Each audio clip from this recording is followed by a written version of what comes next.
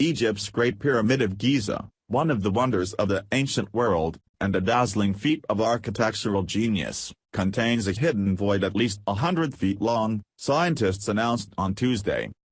The space's dimensions resemble those of the pyramid's Grand Gallery, the 153-foot-long, 26-foot-tall corridor that leads to the burial chamber of Khufu, the pharaoh for whom the pyramid was built. However, it remains unclear what lies within the space, what purpose it served, or if it's one or multiple spaces. The void is the first large inner structure discovered within the 4,500-year-old pyramid since the 1800s, a find made possible by recent advances in high-energy particle physics. The results were published in the journal Nature. "This is definitely the discovery of the century," says archaeologist and Egyptologist Yukan Oraikawi, a National Geographic emerging explorer. "There have been many hypotheses about the pyramid, but no one even imagined that such a big void is located above the Grand Gallery." Built to last. The findings mark the latest in a millennia-long quest to understand the Great Pyramid of Giza, long an object of mystery and intrigue.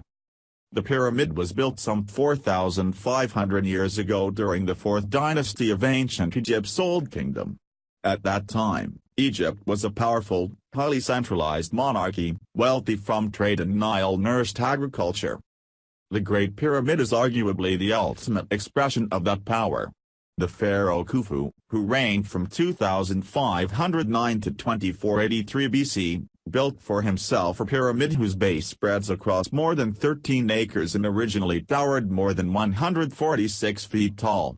The monument consists of about 2.3 million limestone blocks, which had to be quarried, transported, cut to size, and moved into place.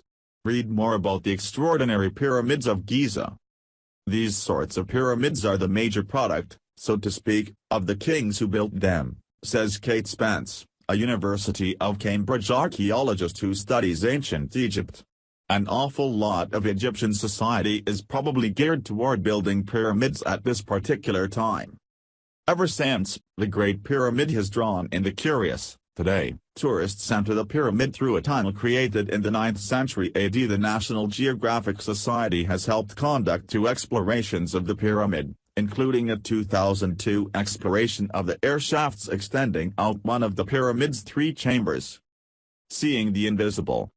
The new discovery comes out of the Scan Pyramids Project, an international mission under the authority of Egypt's Ministry of Antiquities.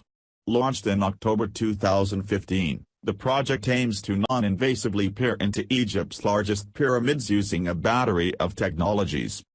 Previously, Scan Pyramids had announced the detection of some intriguing voids and anomalies, which didn't come necessarily as a surprise.